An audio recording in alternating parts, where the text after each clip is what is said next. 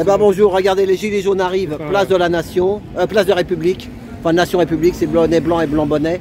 Et nous sommes avec François.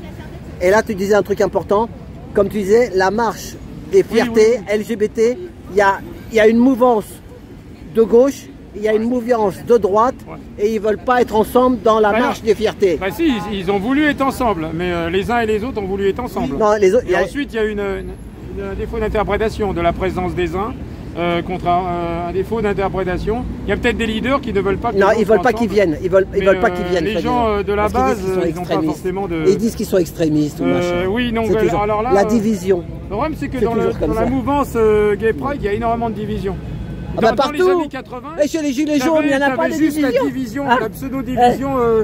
Tu vois, dans les années 80, tu avais une division hétéro-gay. Entre homo et hétéro, tu avais, c'est ça, entre guillemets, une division instrumentalisée. Mais là, maintenant, au sein des LGBT, tu as une dizaine de tendances. Alors, regarde ce qu'il a peint, là. La division est introduite au sein d'un camp, entre guillemets. Regarde le scooter, Kettering. Ah oui, Kettering. Lui qui aime l'art, t'as vu? Oui, il a fait Kettering. Voilà. Donc, alors pourquoi il se tire dans les pattes? Alors, il y a une bagarre, tu dis. Il y aura l'idéologie. On verra ça. Encore une division de plus. Tout est divisé. Des mouvements LGBT. Les taxis divisés, les infirmières divisées, les syndicats divisés. Il n'y a rien qui est pas. Les gens se divisent naturellement. Les officines, elles n'ont même pas travaillé. Bien sûr que c'est fait exprès, mais nous on le sait. Non, mais c'est de la faute à qui? Aux gens qui sont divisés. C'est pas de la faute à ceux qui les instrumentalisent. Parce que la division, elle existe indépendamment de tous les manipulateurs. Elle existe intrinsèquement. Les gilets jaunes, il y en a qui sont à place de Clichy, machin, etc. T'as Philippot, là, à l'heure actuelle, il fait une manifestation pour la paix. Alors, c'est demain, ça? C'est demain. C'est pas aujourd'hui? Non, il les fait justement. Lui, il évite les divisions, justement. Il les fait le dimanche, ces manifs. Pour éviter les. Avant, il les faisait le samedi. Ouais, mais il a compris qu'il y avait trop de manifs le samedi, et pour drainer un maximum de militants, il les fait le dimanche. De dire qu'on est raciste parce qu'on aime son pays, moi je suis avec cet homme quand même, tu vois. Ouais, évidemment, oui, mais le bleu, blanc, rouge, moi je pars du bleu, blanc, rouge, c'est pas du... On identifie tout élément national vive la diversité dans notre pays, qui a toujours été une diversité et restera un peuple divers. Et vive la France, et vive tous les peuples du monde. Donc l'Empire romain était divers, c'est un empire, donc... Et la France n'est plus un empire, ça a été un empire du temps de la colonisation, on va dire. Là, ça n'est plus un empire. Ça n'est plus un empire, la France. Mais la diversité, elle reste. La France n'est plus un empire, il y avait un empire colonial, mais la diversité, elle reste. Donc elle reste en diversité. Tu vois la complexité de la chose. Il y a le bonhomme là, il y a le bonhomme. Non, il y a donc, t'inquiète. Voilà, la France, elle a perdu tout son espace d'empire. Mais elle a gardé la diversité de l'Empire. Voilà, donc elle a perdu la puissance, mais elle a gardé la diversité qui pourrait se retourner contre elle si cette diversité n'est mal assimilée et si elle est instrumentalisée par des factions dont les objectifs sont obscurs. Mais tu vois, moi, donc c'est particulier. C'est pas comme la Russie. Tu vois, la France, c'est pas comme... Parce que l'Union soviétique, et ensuite c'est la Russie qui a pris le contrôle, en quelque sorte, qui a pris l'héritage en elle-même de l'Union soviétique, mais elle est restée un empire. Donc il y a encore il y a plus de commissariats aux nationalités, il y a encore des nationalités. Et la France n'est plus un empire. Il faut faire attention à ça. Oui, mais écoute, ça on ne peut pas nous retirer. La liberté d'expression en Russie, c'est quand même deux poids, deux mesures. Quand même. Ah bah là-bas aussi c'est... les opposants politiques aussi, c'est... Ouais, voilà. En France, c'est pas mieux, hein. C'est pas mieux, la France n'est plus un empire, tu ouvres un peu plus ta gueule, tu termines comme Coluche. Hein. Bah moi, regarde, au départ, j'ai ouvert ma gueule devant tout le monde. J'ai pris la parole en disant, on n'a pas de voiture de police. Moi, j'ai vu ce qui s'est passé à Nice. D'habitude, on a une voiture qui fait tampon de la police qui nous suit derrière. Là, avec les drapeaux, je dis, ça peut être un peu chaud. Et bon, bah, les gars, la majorité, ils ont dit non, on part. Bah moi, je suis pas parti. J'ai suivi le mouvement, toi aussi. Voilà, c'est ça, on suit la majorité, puis c'est tout. Non mais t'es conscient de ce que tu viens de dire. Voilà, c'est ça. Faut dire les choses hein, quand même. Hein. C'est ça. Bon, enfin voilà, là je vais aller filmer là-bas, il y a un peu de monde. Bon, merci. Moi je remonte après là-haut. Hein. Ouais, moi aussi, tiens. Attends, reste là, je vais faire mon tour, je reviens. Bon, merci les gilets jaunes.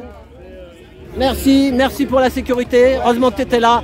Bravo, voilà, le jeune qui nous a... Ils mettent une médaille. Hein. On met une médaille, voilà. Merci, quoi ton prénom? Hugo. Un beau prénom, Hugo. Victor Hugo. Merci, hein. À la semaine prochaine. Merci. Bon, bah les gars, salut. Bah, ouais, le petit jeune, c'est ce que j'ai dit. Il a redressé plus d'un. Voilà, il fait bien son boulot, hein. Voilà. Non, bah il est sérieux, il est sérieux. Merci la Sécu. Tu vas là-haut? Tu vas là-haut? Tu vas où? Non, j'avais commencé. Mais là, tu as pas Nation? Il y a du monde qui encadre, je suis pas seule. Tu vas à Nation? Et puis en même temps, non, je vais rejoindre à Attends, mais est-ce que tu es réhydraté alors? Non, mais je le ferai là-bas. Non, mais il y a de l'eau là, regarde, il y a de l'eau.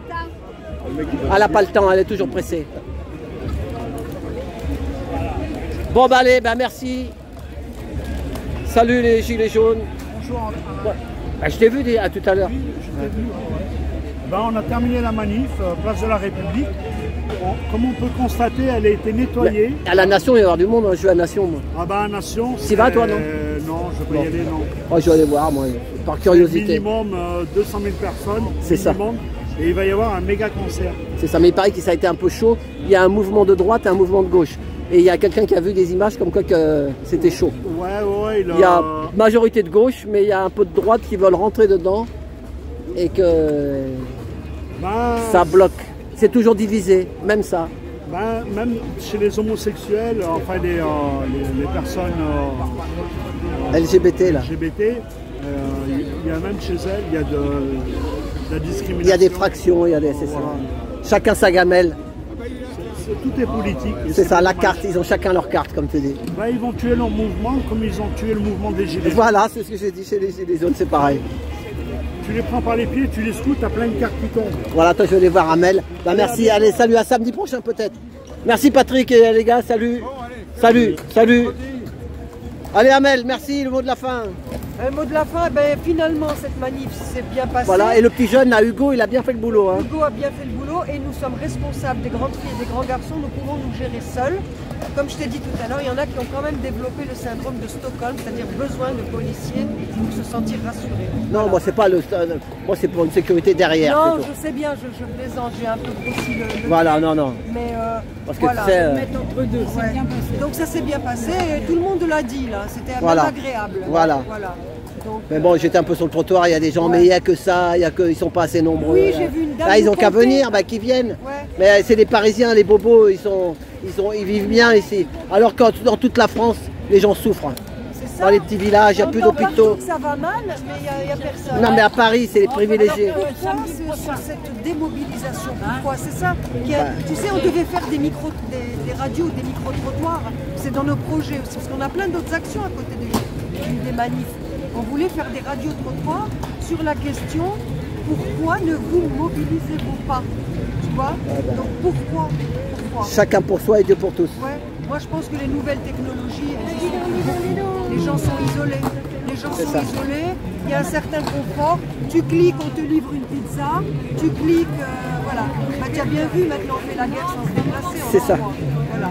Une petite bière, un petit... Les drones. Voilà, merci Amel, à bientôt, merci. Allez, au revoir, merci.